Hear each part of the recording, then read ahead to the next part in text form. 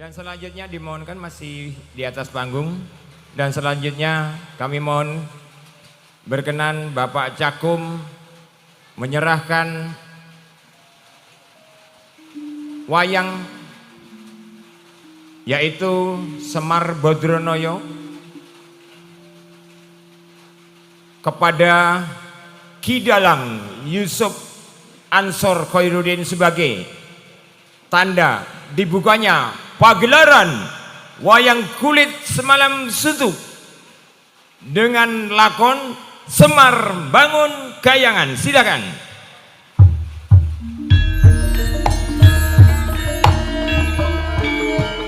Terima kasih Bapak dan Ibu beserta kedua mempelai dimohonkan berkenan turun dari panggung.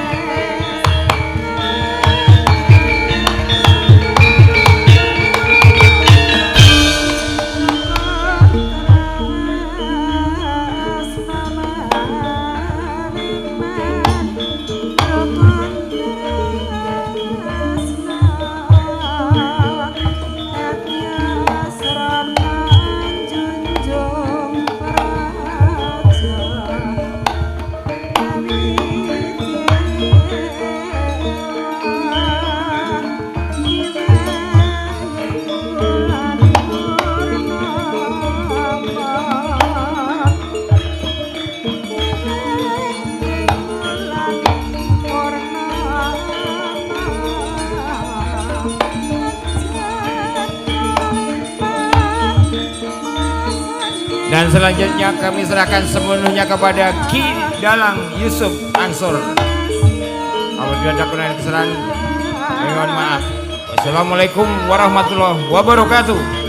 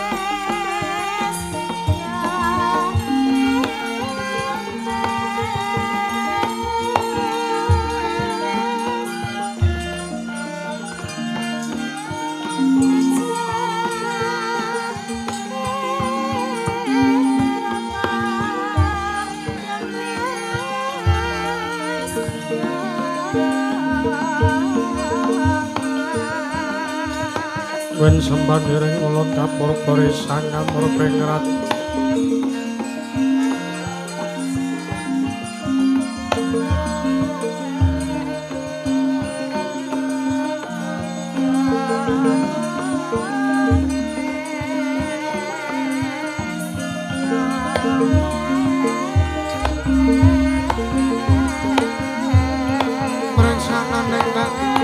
mereka nanti yang kasih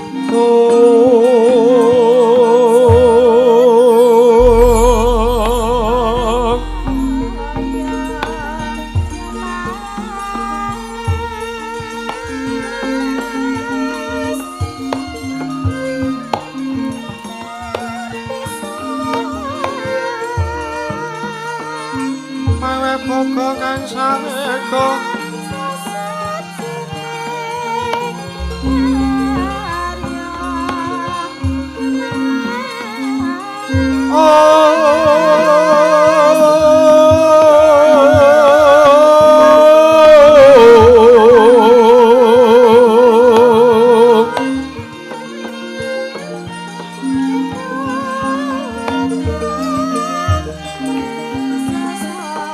Masireng kelahan jiwang kanan mamojo kenyuang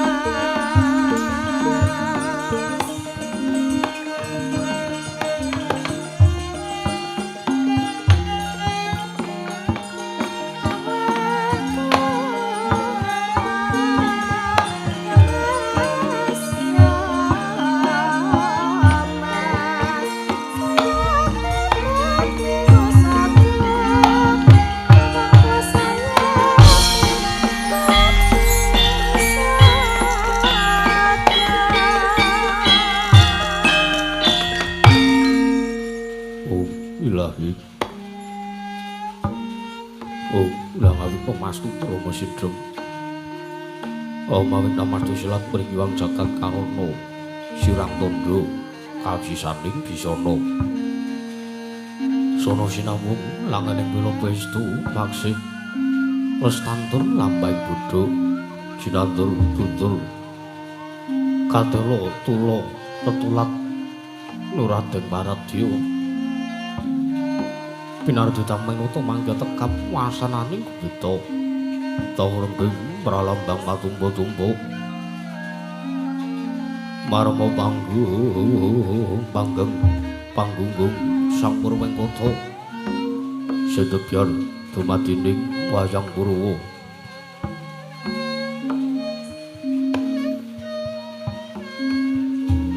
purwakane kandha narenduten basa tuwe punika musura sayen arsaya karaos kula jare anggo sawani ing diri rasa rumangsa rumangsani lir jalma ngilungaca jarweh musra kemcek carita lebet wis gemelar jroning makliran yaiku sejatine miksani pagelaran Winggit Purwa Surya Candra Darung Yang Kartika wis kinodha putrane kawasa sari ratri angin dari bawana perwateking doksina gilir gumanti temandati pitanganing dina sasi warsi Indu kang sarta abad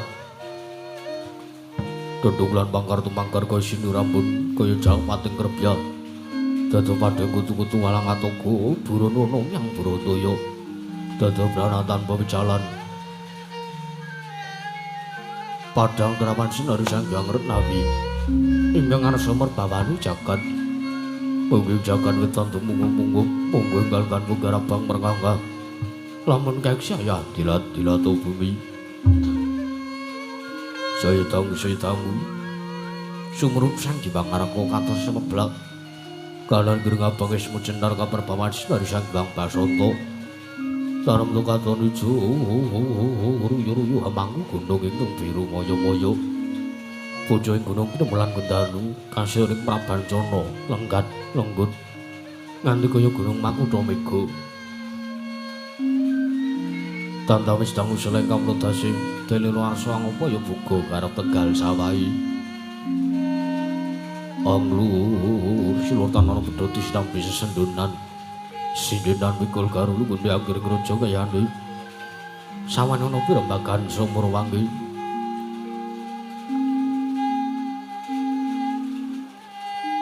Sang Hyang Arkasa ya dangu inggil wis katon melok sinaring jagat durung keblap papat lur kidule Tangkulun. Sinaring jagat kang sami Banyudara Banjara berkekuwung marang datar wonten angkeng Amadani. Kengkong praja negaring Amarta, ya praja negaring Indraprasta, ya negaring Wanamarta, ya negaring Cintakapura, ya negaring Batana Kamarsa. Ing kono tuhu pinuju negari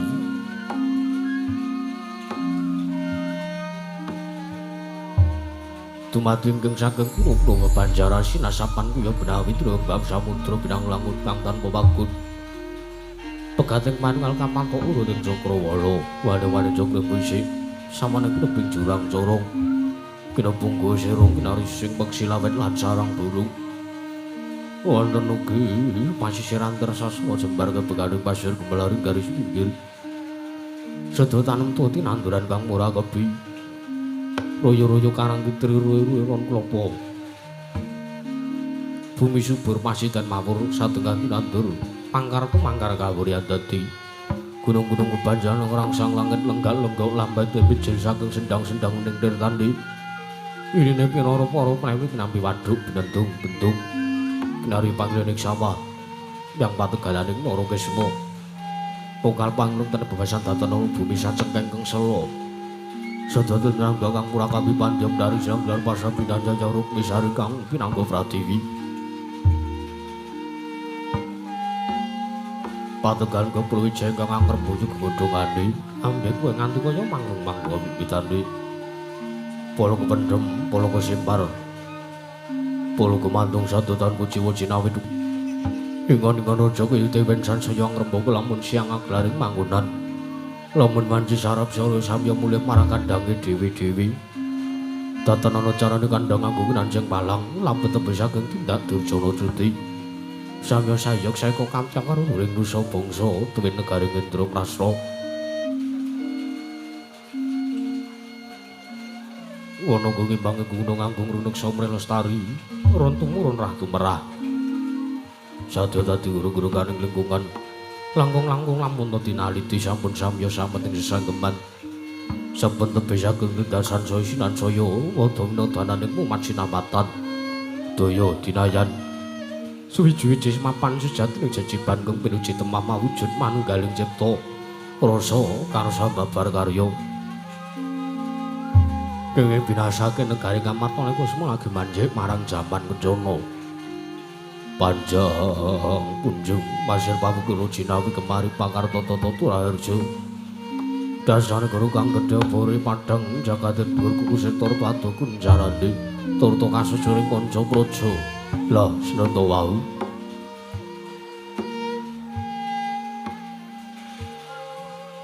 ingkang asta pusaran ngadil bangsa negari Amarta menangira den ucapna dasa namaning Sang Nata Dasa 10 nama wis mestani jelur Sang Nata Prabu Puntadewa ya Sang Nata Prabu Darma putra ya Sang Prabu Darma Wangsa ya Sang Nata Prabu Darma Kusuma ya Sang Nata Gunatali Krama, ya Sang Ajata Satru, ya Sada Dija Kangkung, ya Sang Prabu Yudhistira.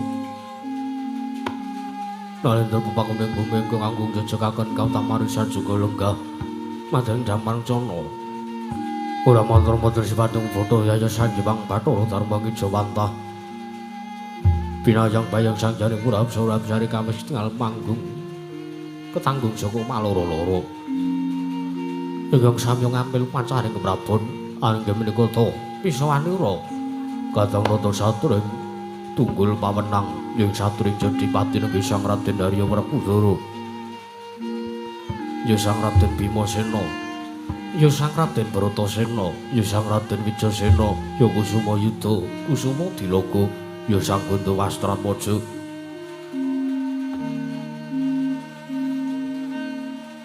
Satru kakapituk sagodhek wong sing parjojo toto kasinungan kasektene duwe.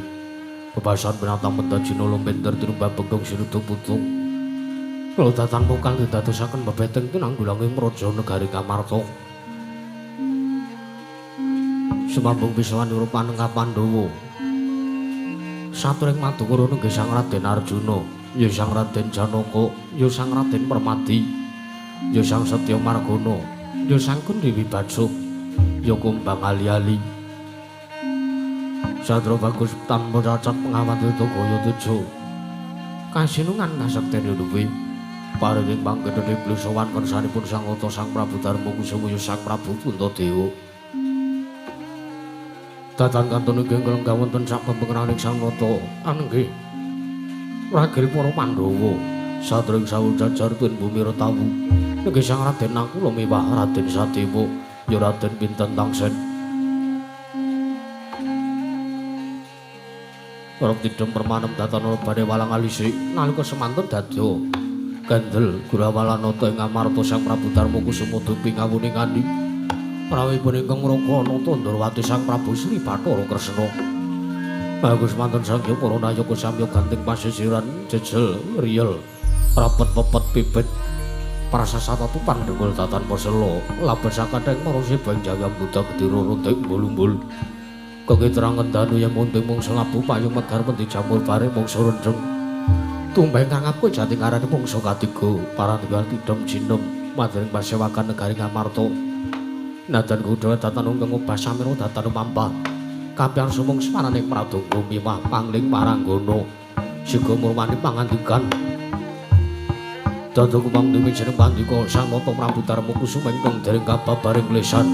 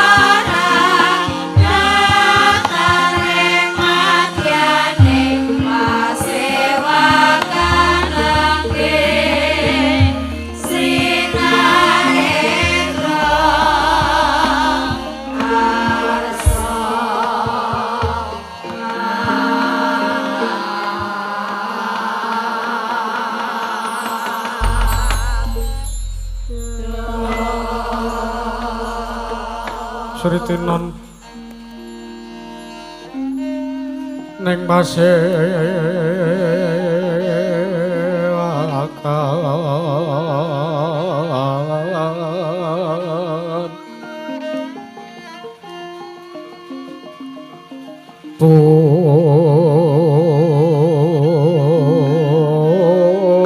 busana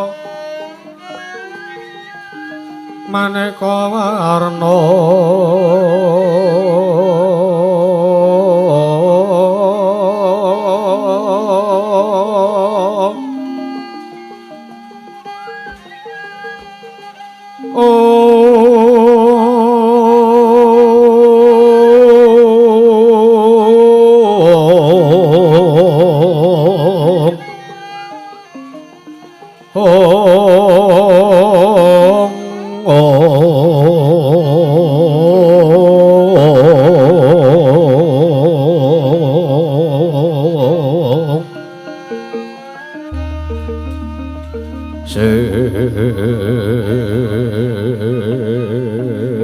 Seba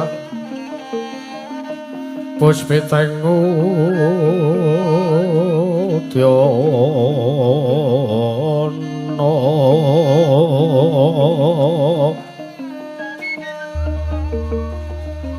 Nyuwang Pancrah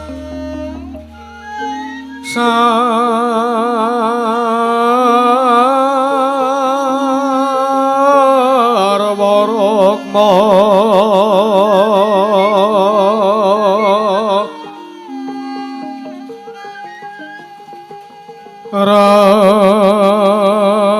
Ranggeng Manik Nara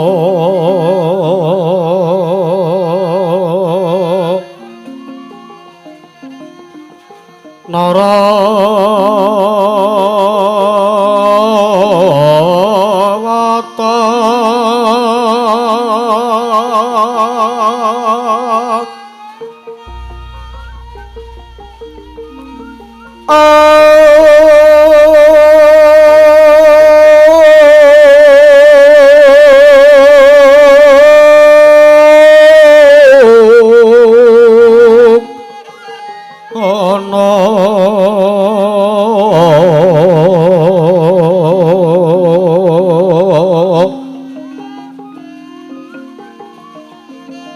Obro Prabanya Kangsu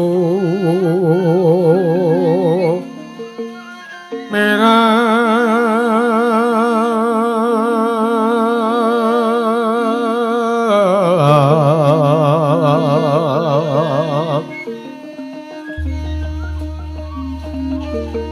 Kenyaring teca laliwaran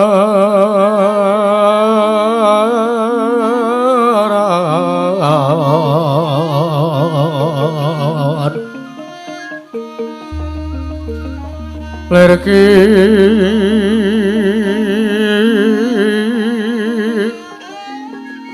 lasi siring kadet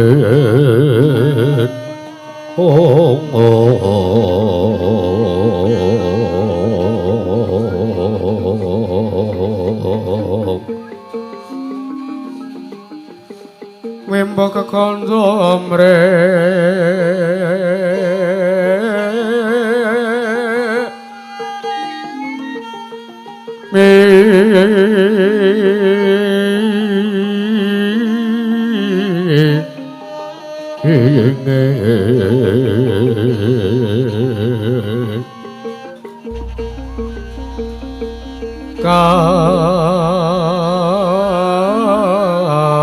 tiuping maruta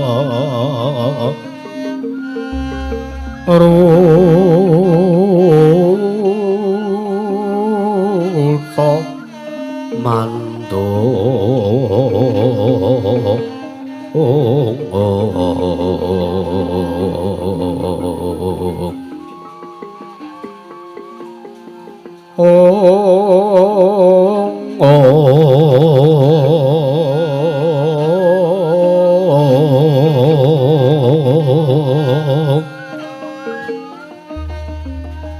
saparan mangambar kungas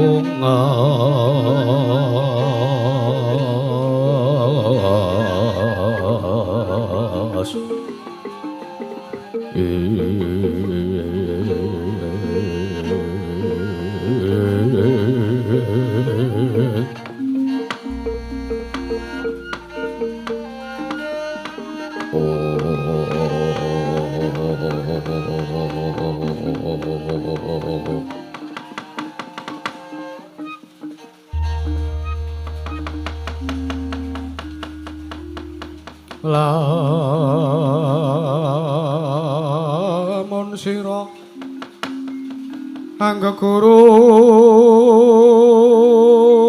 kaki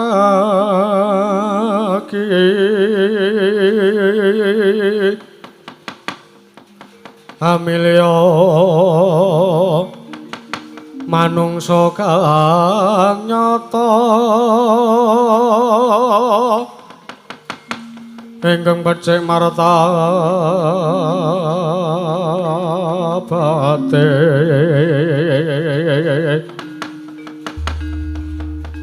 sarta kawruhing hukum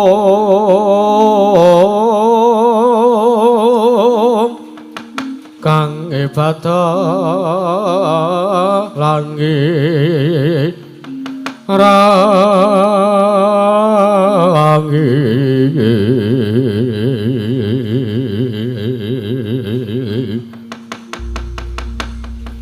syukur oleh wong tapa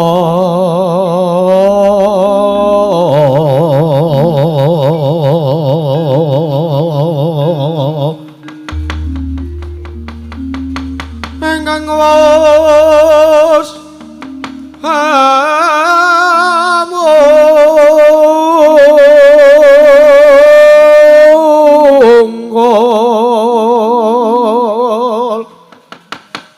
tan mikir pawehing liyan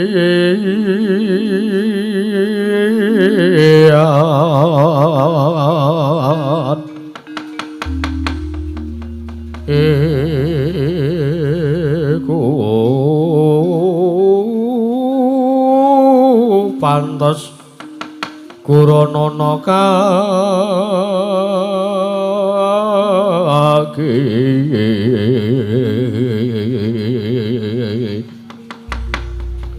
sartane kawruhana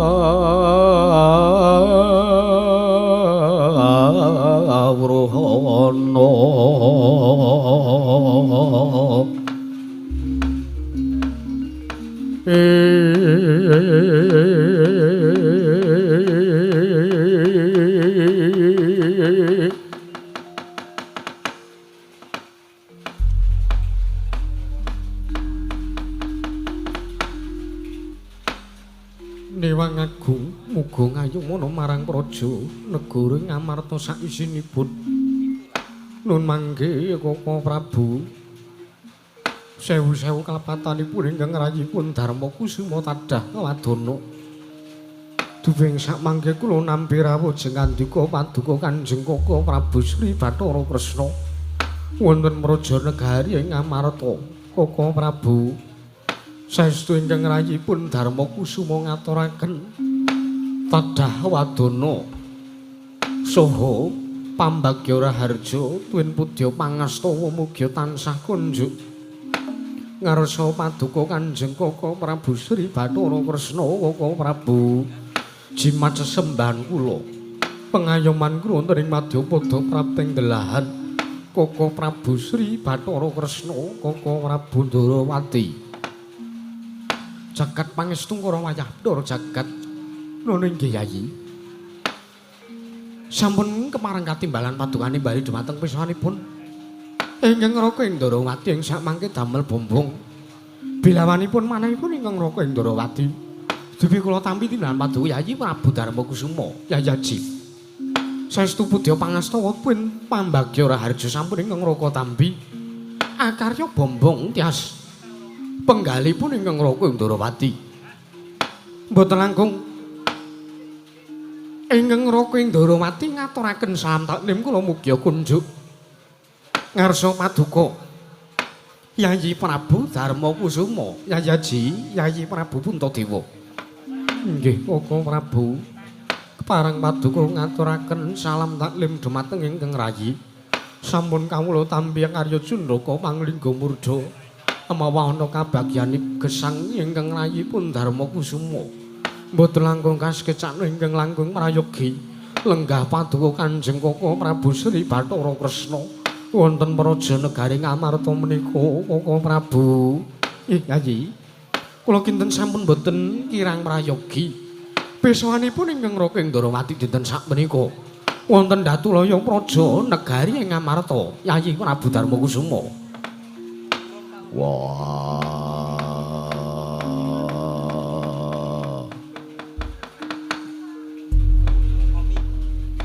Jlitheng kakangku. Sarawuh aku ngaturke basaku katura Kresna kakangku. Kadangipun Kakang Dimas Werkuduring Jodipati ya Dimas.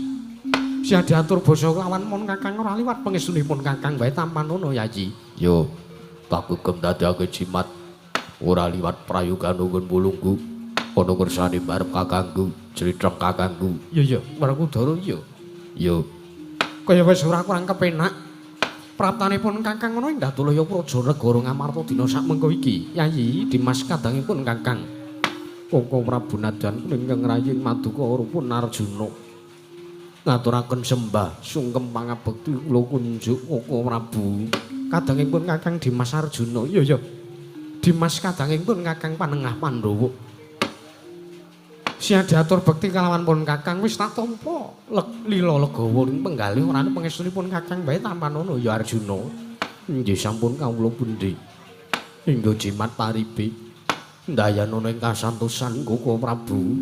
Mboten langkung kasekecana lenggah paduka Kanjeng Kaka Prabu Sri Bathara Kresna wonten ngarsanipun Kaka Prabu Puntadewa, Kaka Prabu Indrawati. Ya Arjuna ku ya wis ora kurang kepenak Yayi. Kaka Prabu Nadyan kula ingkang rayi ing sawet jajar pun kula ngaturaken sembah bekti kula kunjuk. Kaka Prabu. Kula ngaturaken sembah bekti kula kunjuk Kaka Prabu. Kadangipun Kakang Yayi kembar Ragil Pandhawa. Ya Yayi Ragil. Wis tak tampa sia diatur bekti kelawan pun Kakang. Ora liwat pangestunipun Kakang Ndrawati wae tampanono ya Dimas Nekula Sedewa pinten tangsen. Sampun kawula pundi? Kaya jimat paribe ndayane kasantosan. Nggih Kaka Prabu sampun kula pundi.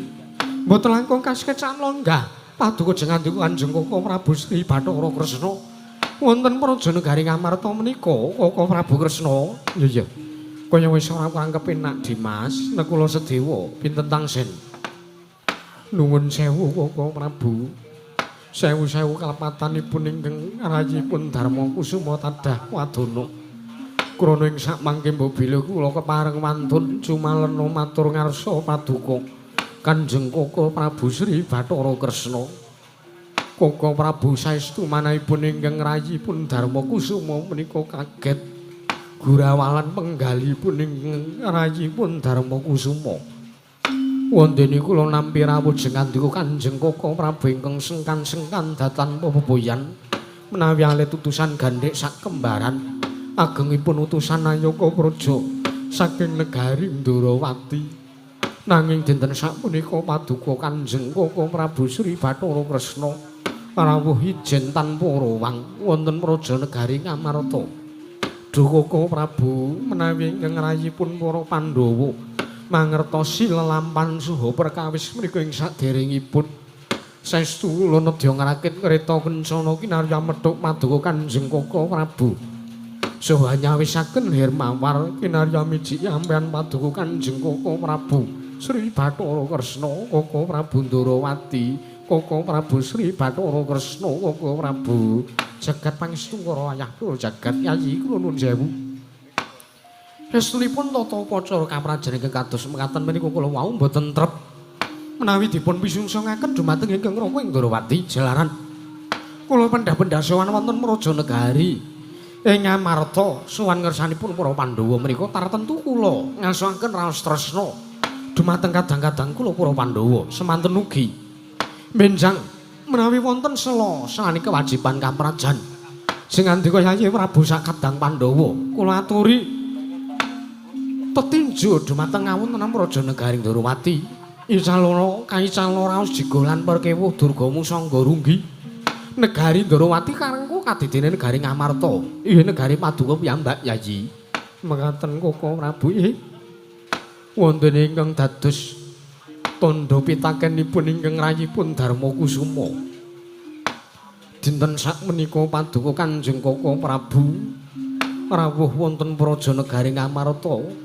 wonten paring dawuh menapa lan wigatosipun menapa Koko Prabu saestu nedya ingkang rayipun Darma Kusuma nedya nganglungaken jangga nilingaken karna mastuti sabdatama Paduka Kanjeng Koko Prabu Ndorowati jimat sesembahan kula Koko Prabu Sri Bathara Kresna Koko Prabu nuwun sewu Yayi kula nuwun sewu menawi sing andika paring pitaken ingkang kados mekaten dumateng ingkang Raka Ndorowati menika menapa mboten naminipun Nguyahi Segara liripun kados pundi nuwun sewu jalaran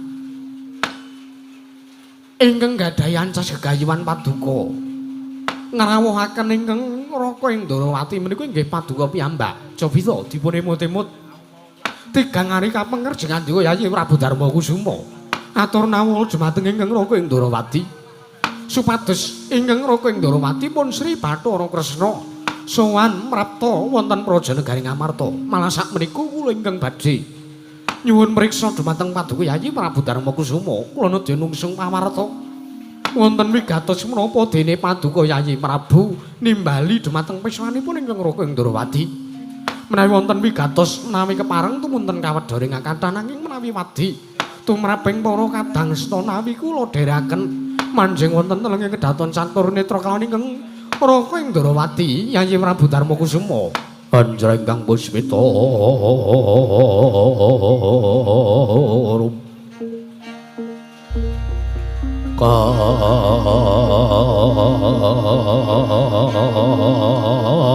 kasilireng samirana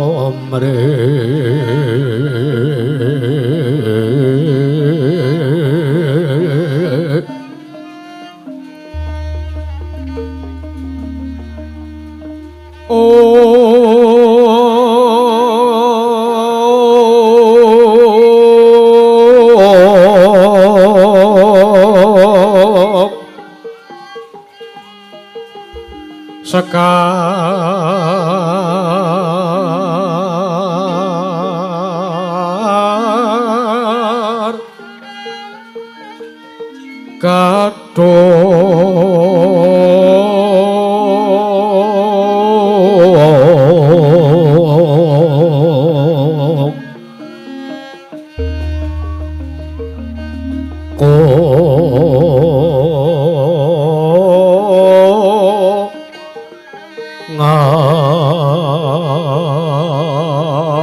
ngas kandanya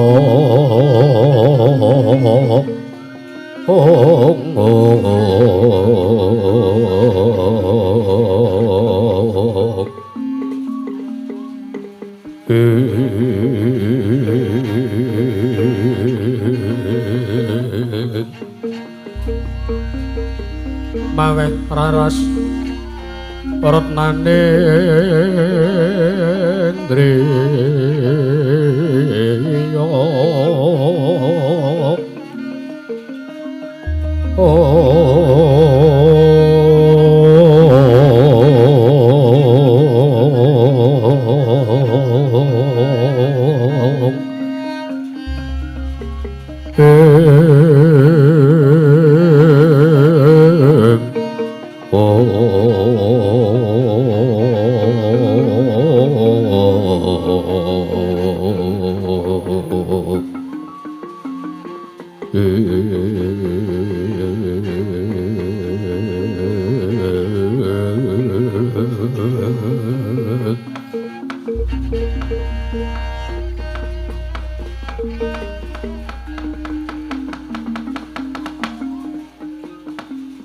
jagat mangestu para wayah loro jagat sewu-sewu klepatanipun ingkang rayipun Darma Kusuma tadah wadana Koko Prabu kula nyuwun pangapunten krana saking kemajiban kaprajan negari Ngamarta ngantos kula kalimput lan kesupen kula ugi kelepian bilih 3 hari kapengker kula atur nawala dumateng Paduka Kanjeng Koko Prabu Ndarawati malah sakmenika Paduka Kanjeng Koko Prabu Ndarawati sampun kepareng rawuh ngabiyantara wonten Praja Negari Ngamarta Koko Prabu saestu ingkang rayi nyuwun pangapunten Koko Prabu nggih mboten dados menapa Yayi jalaran menika sampun kewajibanipun ingkang Raka Ndarawati kathah ingkang sami nyebataken lan sampun termaca bilih para Pandhawa gangsal Pandhawa 5 kaliyan Nata Ndarawati menika ngibaratipun kreta jaran sakusiripun inggih mula saking menika ingkang Raka Ndarawati tansah boten saged uwal saking para Pandhawa ingkang Raka Ndarawati ugi tansah kedah mayungi dumateng laku jantranipun kadang-kadang kula para Pandhawa mekaten Yayi inggih Koko Prabu malah sakmenika menawi dipun keparengaken kula badhe matur ing kathah wigatosipun menapa wondene kula 3 hari kapengker atur nawala ngarsa jengandika Kanjeng Koko Prabu Ndarawati nggih kasumanggaken Yayi nggih Koko Prabu saestu jatosipun kula menika bingung kados pundi anggen kawula badhe matur wonten ngarsa Paduka Kanjeng Koko Prabu awit kula menika ajrih menawi ing sak mangke dados bot repotipun penggalipun Paduka Kanjeng Koko Prabu awit menika ngembet dumateng kaharjanipun sangya para kawula wonten Praja Negari Ngamarta ugi ngembet dumateng kawontenanipun ingkang rayipun Darma Kusuma ugi ngembet dumateng kawontenanipun arayi padukapun para Pandhawa kula menika ajrih menawi sak mangke dadosaken mboten dadosaken renaning penggalih Paduka Kanjeng Koko Prabu Sri Bathara Kresna Koko Prabu Ndarawati jagat pangestu kara nuwun sewu Yayi kula kinten Paduka sampun ngantos gadahi penggalih pamanggih keng kados mekaten jalaran ingkang Raka Ndarawati menika sampun mangertosi kawontenanipun kadang-kadang kula Pandhawa kula menika ndherekaken para Pandhawa menika sampun dangu sanget Yayi awita kula aturi paring dawuh wonten kawontenan menapa ingkang ngembet dumateng garajanipun para kawula wonten Praja Negari Ngamarta ugi kadang-kadang kula para Pandhawa Jlithong kakangku kadangipun Kakang Werkudara piye wah aku arep matur boleh kowe ora yo matur Dimas matur sing tetela barep kakangku sejatine sangga rugi ewo kaya rasane barep kakangku arep matur ngersani Jlithong kakangku mergo wedi yen to mengko dadi pun repote Jlithong kakangku aja ngasi mengko dadi rekasane Jlithong kakangku Ndarawati nanging jatine ora mangkono iya pangertiyo kalamun wusana 3 sasi ya 3 candra iki negara Ngamarta Ketaman Pagebluk ora ana sing bisa nambak rekaning praja wadaling praja Ketaman Pagebluk negara Ngamarta durung ana sing bisa maluyake mula kang saka kuwi Gandeng barep kakangku ngaturi rawuh barep utawa Jlithong kakangku ning praja negara Ngamarta gagi paringa dawuh sawangen kaca paisan ana kahanan apa sing edapi-edapi ning praja negara Ngamarta nganti bisa dadi kedadean Ketaman Pagebluk kaya ngene akeh kawruh sing esuk loro sore ketiwasan sore loro esuk kapraloya akeh kula kang saka kuwi wah sing dadi karepane barep kakangku lan kadang-kadangku para Pandhawa Jlithong kakangku bisa nambak rekaning praja sartane bisa ndadekake srana usadaning praja negara Ngamarta Jlithong kakangku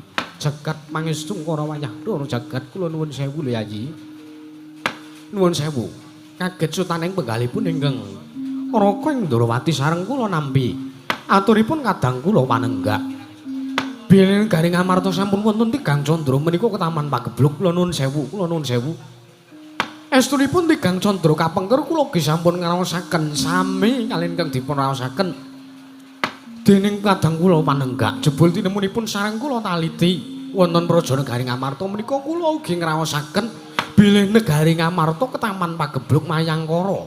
Nggih, Koko Prabu nggih. Lan sakmenika kula nuwun sewu. Kula badhe nyuwun priksa ngarsa paduka Kanjeng Koko Prabu utawi Yayi Prabu Darmakusuma. Nyayaji kula nuwun sewu. Menapa Tigang Candra menika Negari Ngamarta pendak-pendak ngawontenaken pasewakan wonten salah satunggaling perkawis ingkang boten jangkep nalikanipun paduka ngawontenaken pasewakan wonten Datulaya Praja Negari Ngamarta. Kula kinten sampun cekap sedaya Koko Prabu, kula raos sedaya syarat sarana uba rampe pendak-pendak ingkang rayipun Darmakusuma ngawontenaken pasewakan ugi tata upacara kaprajan boten wonten ingkang kantun nanging kula ngraosak punika bareng sareng paduka paring dawuh ingkang kados mekaten.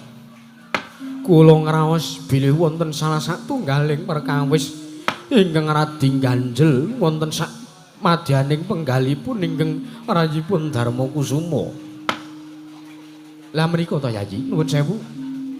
Menika ingkang kedadipun taliti, cobi dipun penggalih, dipun padosi perkawis menapa ingkang dadosaken jalaran pagebluk Mayangkara dawah wonten Praja Negari Ngamarta.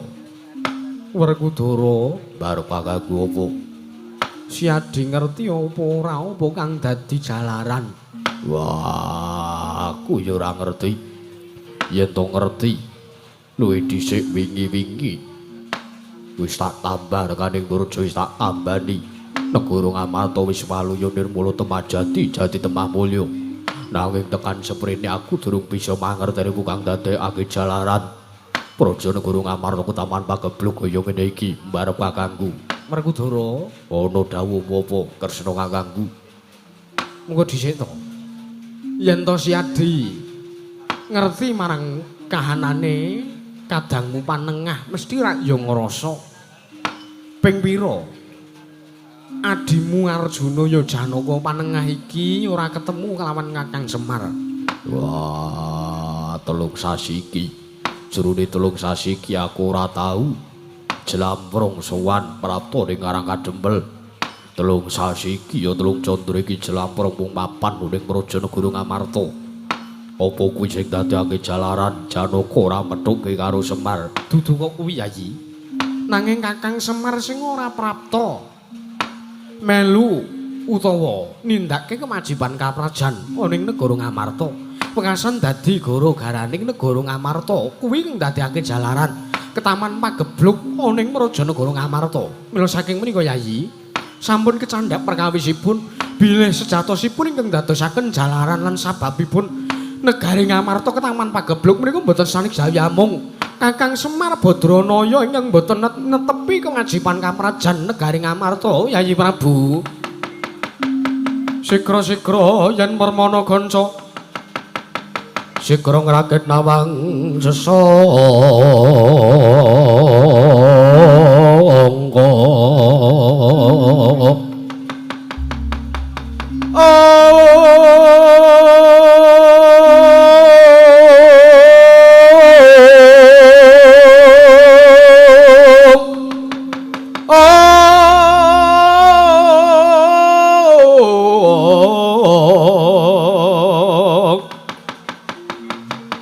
Nalendra mbek marwa sing sangkatriku mula katriku mulung mangrompahe ngaco kurta kurare kagiri-giri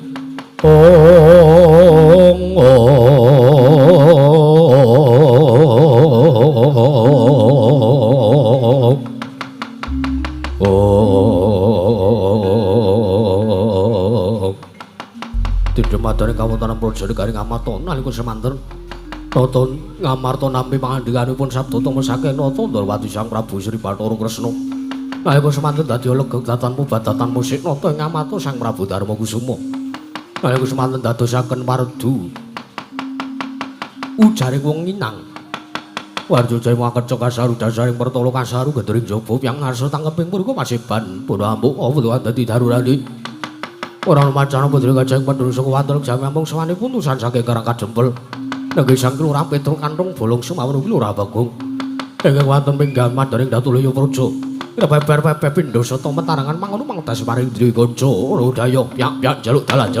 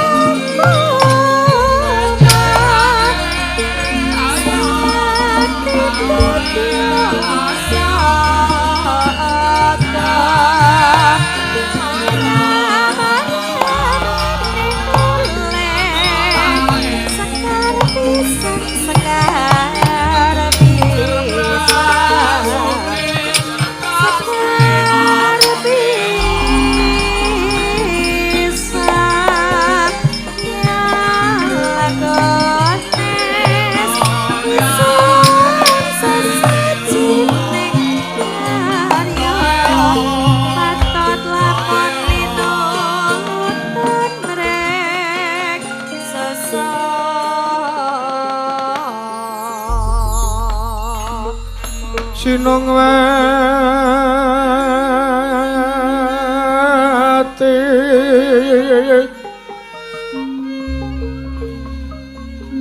Sinong wati jagat kinari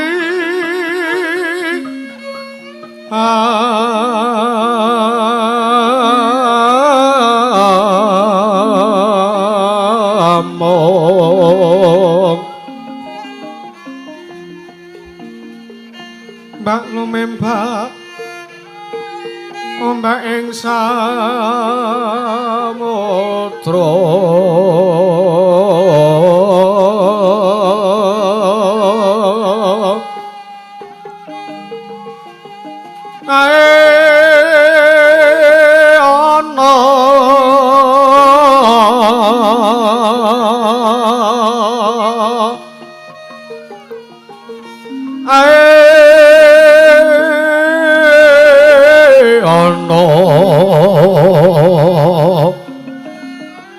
bale lumut amra kanggang awito denjeng-denjengan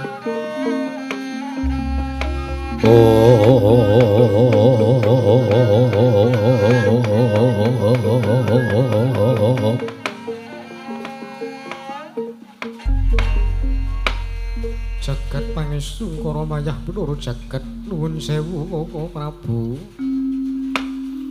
kawit kala wau kula lan paduka ngrembak babagan Kakang Semar Badranaya ingkang sampun wonten tigang candra boten sowan wonten praja negari Ngamarta malah menika katingal piswanipun pun Panakawan Petruk Kanthong Bolong Sumawana Kilurah Bagong Koko Prabu nuwun sewu Yayi kawontenan menika ingkang aneh-aneh jalaran nuwun sewu Kakang Semar menika mboten sowan piyambak wonten praja negari Ngamarta nanging malah utusan dhumateng atmajanipun Petruk kalian Bagong nanging kados menapa kadang Yayi jer menika Panakawan Paduka Yayi Prabu Darma Kusuma ingkang ageng labuhanipun dhumateng pun kadang-kadang kula para Pandhawa mekaten Koko Prabu kula aturi lenggah-lenggah sekeca Koko Prabu nok nggih sampun mboten karang prayogi Yayi Prabu Darma Kusuma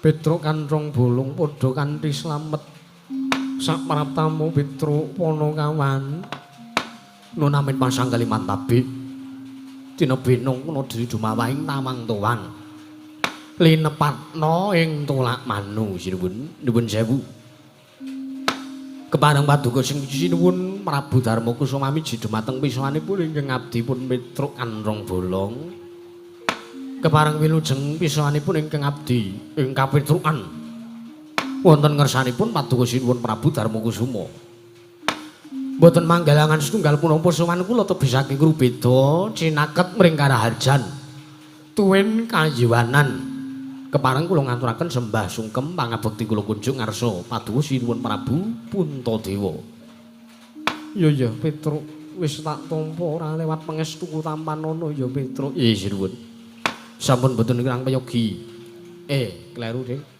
sampun kula pun dinggo jiman paripe ndahing kasantosan iya prayogakna sampun mboten kirang payogi sinuwun piswanipun ingkang abdi pun Petruk Kanthong Bolong Panakawan Bagong padha kanthi slamet sak tekamu Panakawan nona nggih nona met pasang Kalimantabe tina benong kula dulu dumawang tamang tuwang sinuwun linepan ing tulak manu paduka sinuwun Prabu Puntadewa miji dumateng piswanipun ingkang wayah apa to Gong ingkang abdi pun Panakawan Bagong iya nggih kula ngaturaken sembah bekti kula konjuk sinuwun iya Panakawan nggih pangestuku tampanana sampun boten sampun kula pundi kok sampun boten kirang prayogi prayogakna Bagong nggih sampun boten kirang prayogi kowe iki iya Bagong nggih aku gumun pripun nuwun sewu ana wong Bagong kowe iki sirahmu gedhe nggih nganggo iket mongko bentuke kaya siwur ane kene ku variasi garekane ajeng kula damel kagok ning malah dadi kagol niku awe iki ya aneh-aneh kok Gong ngarep yoja kok mburine kaya ngono. Ha iki ngene kok, Tru. Ha iya, biasane nek kagok ki ngarep Solo, mburi yojane nek iki ora tak walik. Ha iya. Tulis meneh lah ya ora pas to. Latar putih. Kandhane kok, Tru. Nek arep tukunen 350. Wah. Ana mondolan iket kok kaya ikut. Ane kene ku jaman modern niku nek mboten enten kemajuan nggih mboten sae sinuwun. Iya, nggih kowe iki. Ngeten niku. Petruk Kanthong Bolong padha kanthi slamet sowanmu Petruk. Nggih, sinuwun Ndrawati sampun mboten kirang prayogi sinuwun. Bekti kula kunjuk sinuwun. Ya pangestuku tampanono Panakawan. Nggih kula pundi. Panakawan Bagong padha slamet kamu. Sinuwun Darawati. Iya Bagong. Nggih. Wilujeng bekti kula kandha sinuwun. Ya pangestuku tampanono. Nggih. Sampun kula pundi nggo jimat maripe. Ndayana ning kan santosan sesuk tak benangke lingguhan. Ah, ngeten tak kepenak. Arep Pandara Janaka ketutupan kuwi iso nyewara. Iya. Petro padha slamet kamu. Ndara Werkudara. Ya. Wilujeng bekti kula kunjuk Ndara. Pangestuku tampanono Petro. Nggih, sampun kula pundi. Bagong padha slamet. Wilujeng Ndara Werkudara. Bekti kula kunjuk Ndara. Ya, pangestuku tampanono. Nggih, kula pundi kejiman. Petro pun padha kanthi slamet sowanmu Petro. Nggih, Ndara Arjuna. Iya. Bekti kula kunjuk Ndara. Pangestuku tampanono Petro. Nggih. Bagong padha kanthi slamet. Nggih, wilujeng bekti kula kunjuk Ndara Arjuna. Iya Panakawan Bagong kowe ngatur bekti kelawan aku wis tak tampa. Ora pangestuku tampanono. Nggih, kula pun dinggo jimat maripe danu ingkang santosan Ndara Janaka. Iya. Petro Bagong padha kanthi slamet. Bagong Petro padha kanthi slamet. Kowe sik aku sik, Gong. Kakon sing bener kali mbageke kae. Lho, Arep Bagong Petro apa Petro Bagong kuwi sing konsisten. ngono. Ya Petro Bagong padha slamet tekamu. Ya Petro Bagong padha kanthi slamet. Wilujeng bekti kula kunjuk Ndara Kembar. Wilujeng bekti kula kunjuk Ndara Kembar. Ya tak tampa pangestuku tampanono. Ya tak tampa Bagong pangestuku tampanono. Kula pundi? Nggih, kula pundi Ndara Kembar. Panakawan Petro gawe kaget. Sowan mongko tanpa tinimbalan Panakawan. Ana wigati apa Petro? Kepareng matur ngersanipun Sinuwun Prabu Puntadewa. Lepat atur Jangkung Pangaksami. Ingkang sepisan sowan kula badhe matur. Ngaturaken tebasiti sekul binun teling uron klapa. Apuren tampa bilih wonten lepat kuling sak mangke anggen kula badhe matur ngersanipun Sinuwun Prabu Puntadewa. Ya ora dadi ngopo Petro. Nggih. Ndungkap angka kalih. Sowan kula mriku mboten saking pikajengan kula piyambak nanging sowan kula mriku dapur dipun utus dening wong atuwa kula, dening bapak kula Semar utawi kakekne Semar ya bapak kula Nayantaka ing Karang Kadempel. Sowanmu diutus kelawan bapakmu Petro. Nggih. Wigatine apa? Wigatosipun ingkang sepisan kula nyuwunaken pangapunten dhumateng Paduka Sinuwun Prabu Puntadewa awit Bapak Tigang Candra menika mboten sowan netepi kewajiban wonten Prajanegari Ngamarta awit jalaran bapak niku tolong sasi niku nek kula rasake nek kula delok nek kula sawang niku kaya wong lara ning kok janjane ora lara kaya wong ngengleng kok janjane ya isih waras ning jroning Tigang Candra mriku bapak niku kula takoni niku mboten kersa wangsulan. Kula caosi daharan mboten didahar. Kula caosi unjukan mboten diunjuk. Kula niku nganti bingung. Lah nggih kula niku nganti bingung, Mir. Kowe iki nek kirane mung arep ngrepoti anak, wis gek sengkakno wae patimu ya, Mir. Bangane gor ngrepoti anak. Lho, niki cangkeme wong amen kok, Tru. Aku ndek bapak pedhot kaya ngono ya. Judrek. Heeh. Kandhane kok kowe iki ta.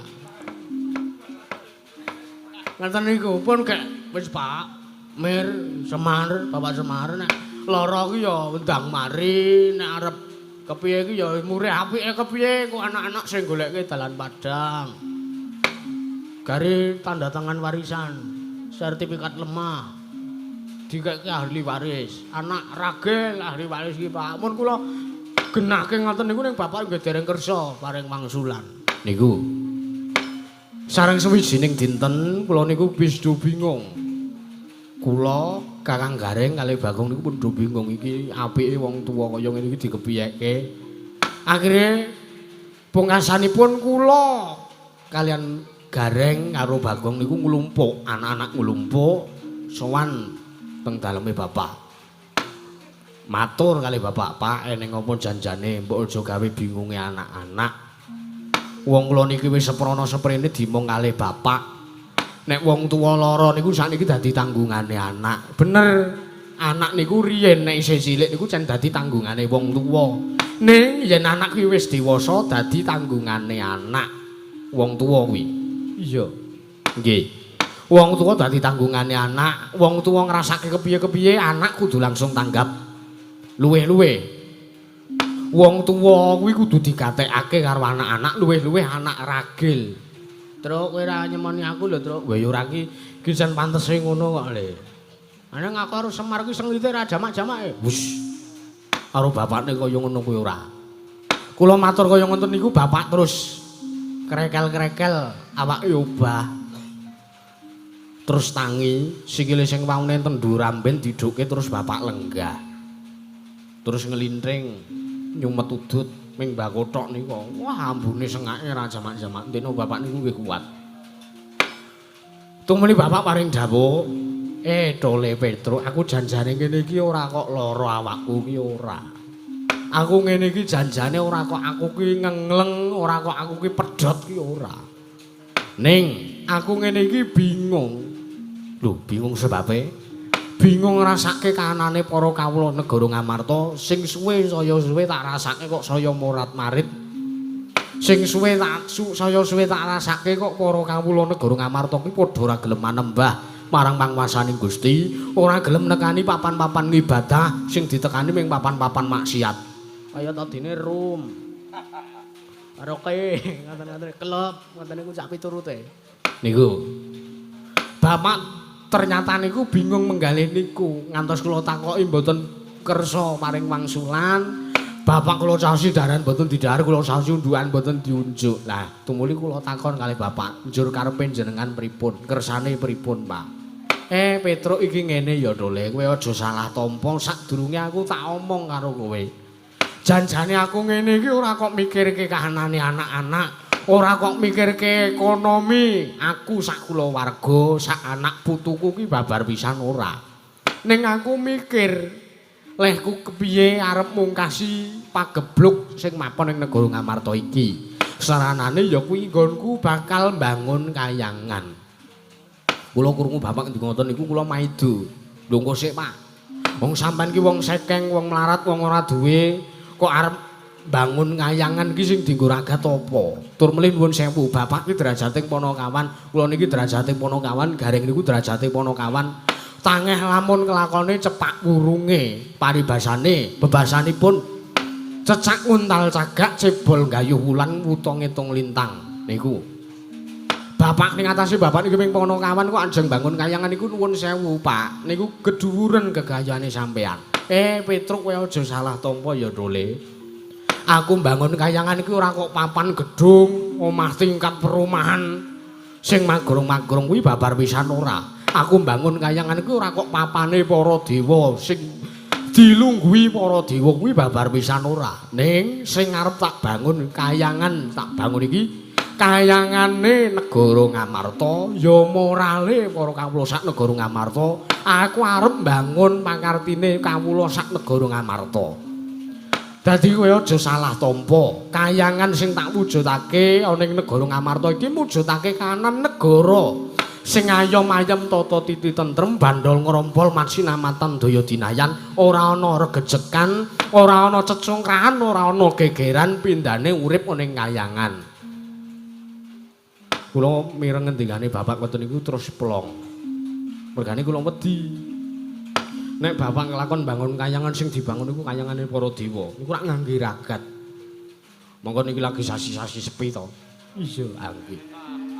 Kula golek arep tuku rokok kowe gresek kok sinu. Iya, nggih. Yakin niku. Ngono kok terus ora mbok ngelincing ya wis jane ya Le. Aning mbakune Marjawa iki jan ora enak tenan ya. Lah ya wis mbako murah kok ya wis. Apa anane ya ngono kuwi. Ha iya. Ngoten niku ngendikane Bapak. Lah Bapak ngendika ngoten niku terus kula takon, njur saranane pripun, syarat-saranane napa, lakune pripun kula tak mireng mengke ben anak-anak sing goleke, mengke ben anak-anak sing mlaku. Mergo ngambali atur kula sing ngajeng wau, Pak. Wong tuwa iki nek duwe gegayuhan kepiye wae, nek anake wis dewasa kuwi dadi tanggungane anak. Ambil saking menika Bapak paring dawuh. Petruk ora angel-angel kok syarate, Dole. Waton kowe gelem sowan ngersane Sinuwun Puntadewa, kowe gelem sowan ngersane para bendaramu Pandhawa. Kowe matura karo Sinuwun Puntadewa, kowe matura Apa sing janjane tak gayo? Kowe matura anggonku bakal bangun kayangan iki nggunakake sarasrana ya kuwi sepisan. Pustaka Jamus Nyang Jimat kelima sada sing dipun digawa, dicangking, diasta karo bendaramu Pandhawa 5 cacahe rawuh ana ing praja negara Ngamarta. Kuwi tok wis kana budhal mangkat. Kula ngaten terus kula klepat Bagong nututi. Rekane mboten ajeng melu. Ning bareng ngerti nek kula niku digawani dhuwit 100 kalih Bapak Bagong terus semangat. 100 e. Kelong 30 iso tak go tuku udut itu. Ha iya. Udut sing wernane ireng kae sasat tenor apa? Ya ora ngono kuwi to Le. Ora. Dinaedet ki tuku sing udut ki sing enak-enak kuwi ki. Ha iya. Masa udut Bagas. Ha iya. Niku. Lah mila saking mriku sowan kula sinuwun sepisan ngaturaken menapa ingkang dipun pigatosaken utawi menapa ingkang dipun gayuh dening Bapak Semar angka kalih kula badhe nyuwun ngambil wujuding pustaka Jamus Nyang Jimat kelima sada. Ing sakmangke paduka Pandhawa gangsal cacahipun badhe kula aturi rawuh wonten Praja Negari Ngamarta. Sinambi mundi pustaka Jamus Nyang Jimat kelima sada. Menawi dipun keparengaken kula ngaturaken panuwun ingkang tanpa pepindhan. Jalaran kula sampun nyawisaken titian. Gong, kae sing tok gawa ki apa? Aku nggawa tosa. Ora ditumpake tosa. Ya ben anane duwene kuwi kok, Tru. Arep nyewa Pajero ya larange ra jama-jama. Arep nyewa Alpan ya ora sela. Ha iya.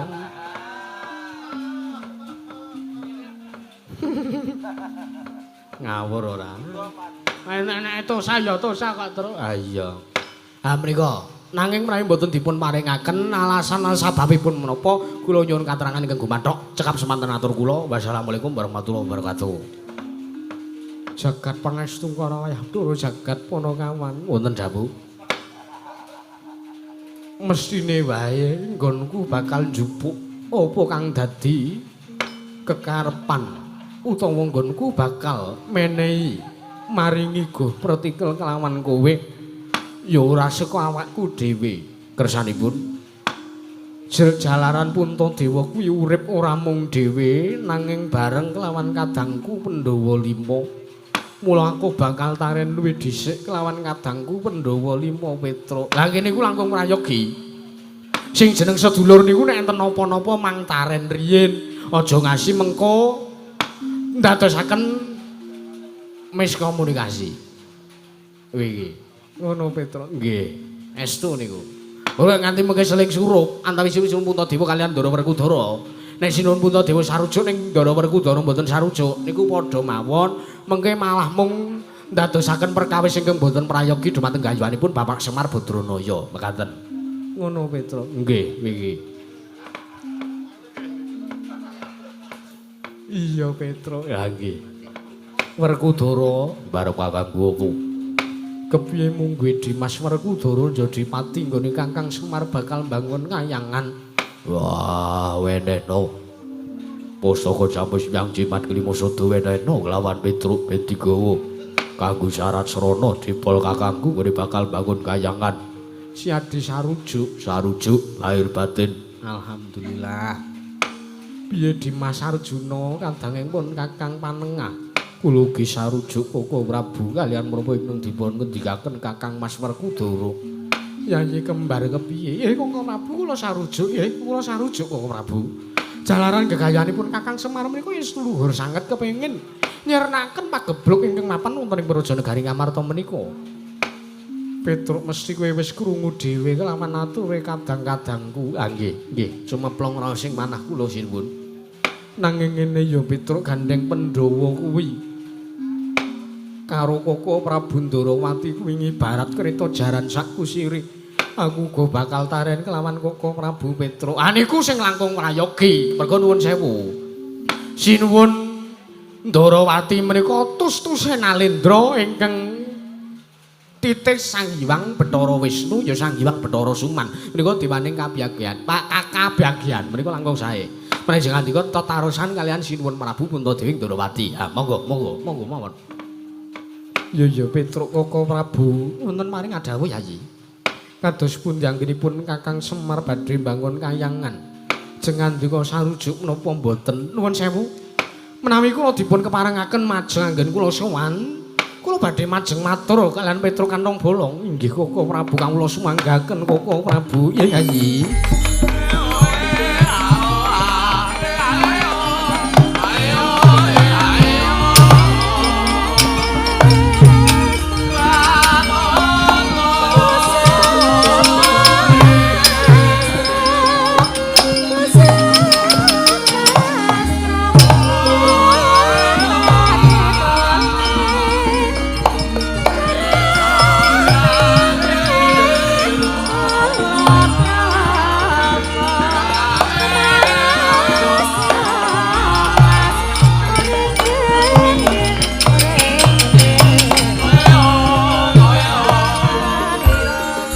Bala Pandhawa miyong kumulung manggung siring sata Kurawa kambang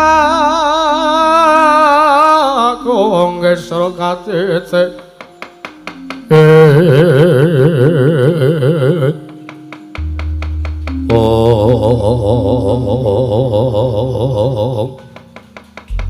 Panakawan Petruk Kantong Bolong wonten paring adhawuh Sinuwun Ndorowati niki. Iya Panakawan nggih. Wonten dawuh napa atik maju? Petruk wonten dawuh. Blaka suta blangkutang terus nang wae sadurunge tanpa aku ngilang-ilangi rasa ngapangabektiku lawan bapakmu ya Kakang Semar Badranaya. Nggih, keparengipun. Yen to aku midhanget kang dadi ature kadang-kadangku para Pandhawa yen to kadangku para Pandhawa sarujuk yen to bapakmu Semar kepengin bangun kayangan kuwi rasaku kok ora mathuk, rasaku kok ora gathuk. Rasaku kok ora pas. Lho. Kok mboten pas? Ajeng dipaske obah wae. Dadi meleset kleru bolong. Ngawur ora. Tenan kok Witra. Mboten pas sebabipun kados pundi kok jeneng andika mboten cocok, jeneng andika mboten rumaja. Cobi kula nyuwun pangandikanipun.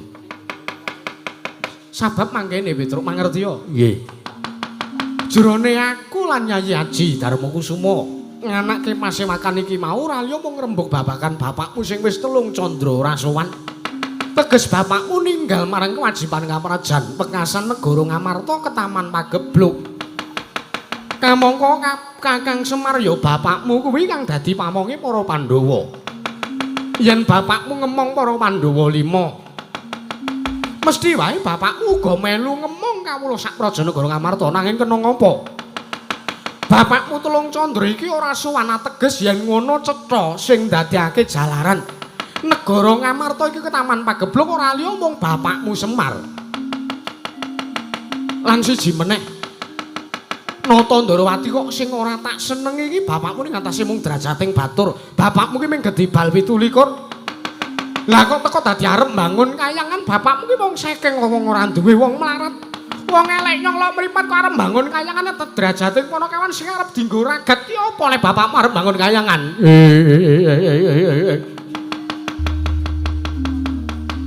Caca muntabler kenentap duka yayasine biyen sinabet mring sagedeng. Dadi tahono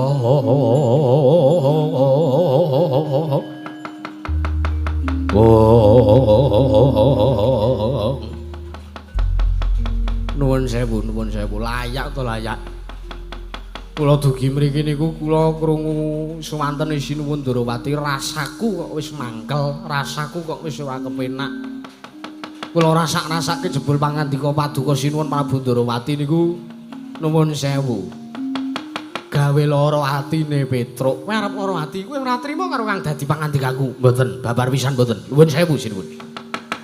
Ning atase bapak niku wong tuwa sing kula sembah. Nek sampean ngelokke kula, Petruk kowe wong melarat, Petruk kowe wong ora duwe derajat pangkat, kowe iki mung derajate Panakawan wong sekeng, kowe wong ora duwe wong elek nyolok mripat, kowe kok arep bangun kayangan sing arep nggo ragat ki cengelmu apa kepiye? Niku mboten masalah.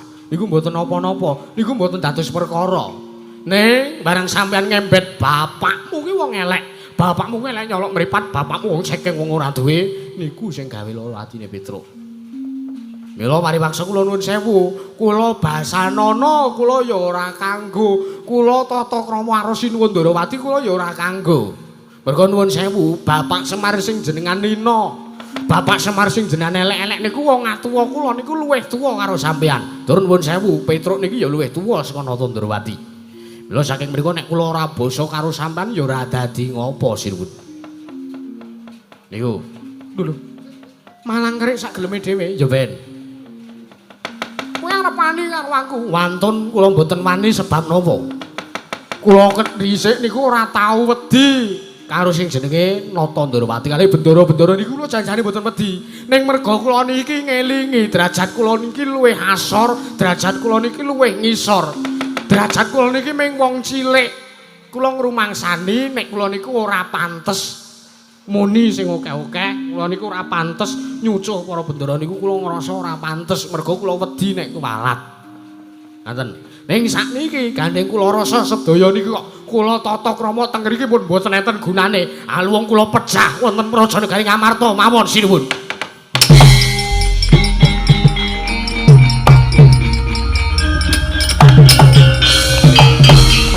Jajanan sukataning bangun iblis lanat Petruk wis sajak kowe arep wani karo aku Petruk.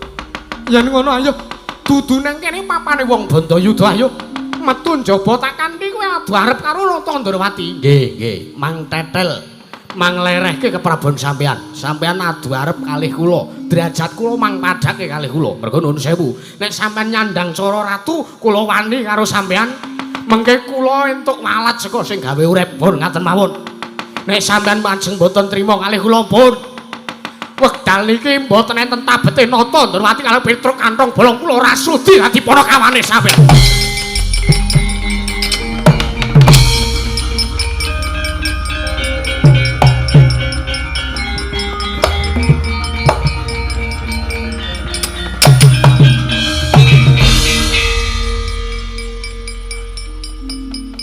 Lho Bagong arep apa? Arep nesu.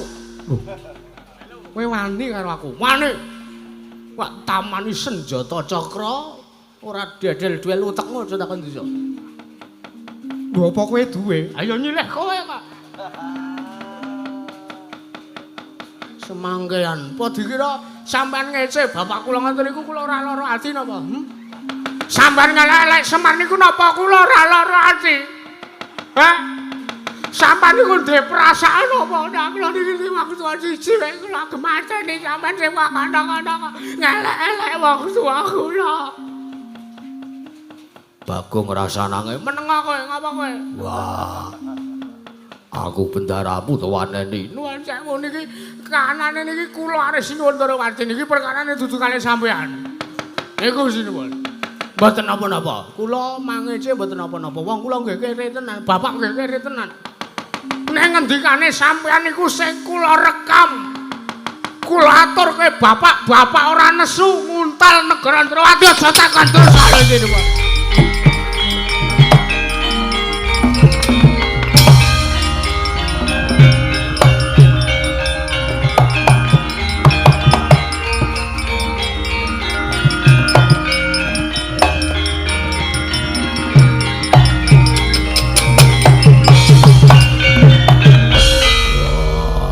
Kresna kakangku, kowe kudu ngendhake marang kamurkane Bagong lan Petruk.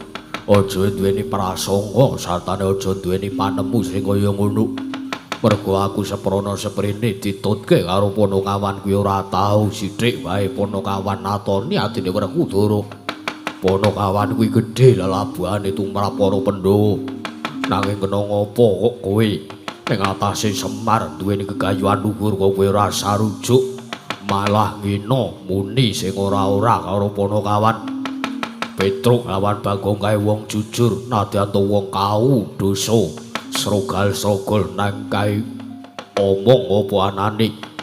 Yen to kae mengko ora mbok ndek lakune, malah mung dadi perkara kowe karo Semar Badranaya jlitheng kakangku. Ila dalah jagat Dewa Bathara. Yayi Arjuna, ayo derekno lakunipun Kakang Yayi.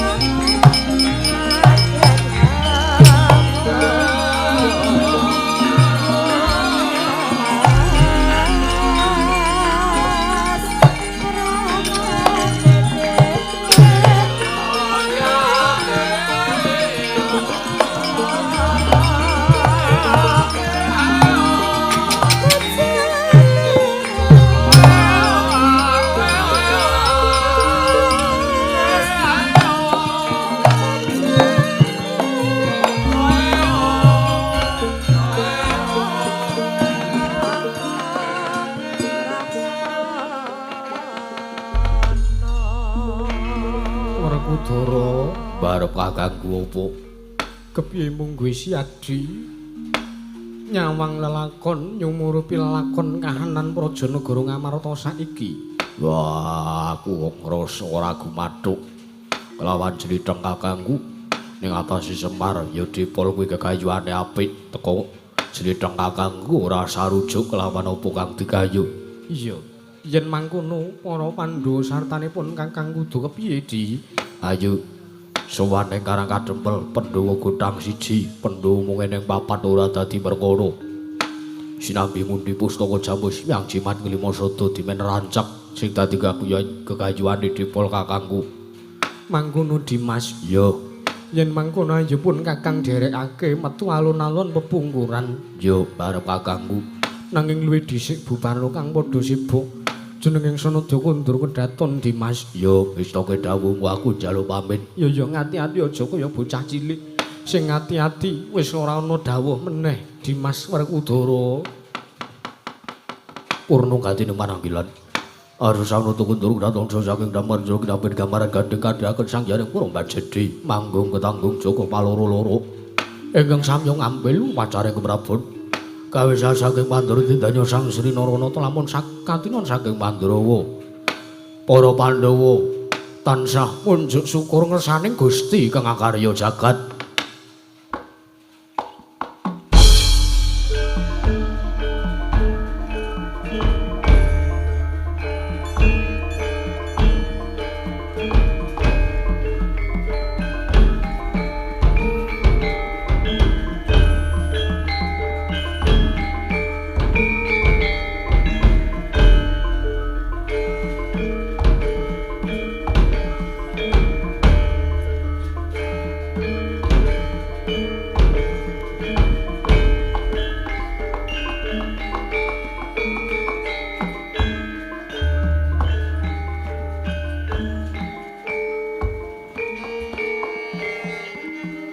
Oh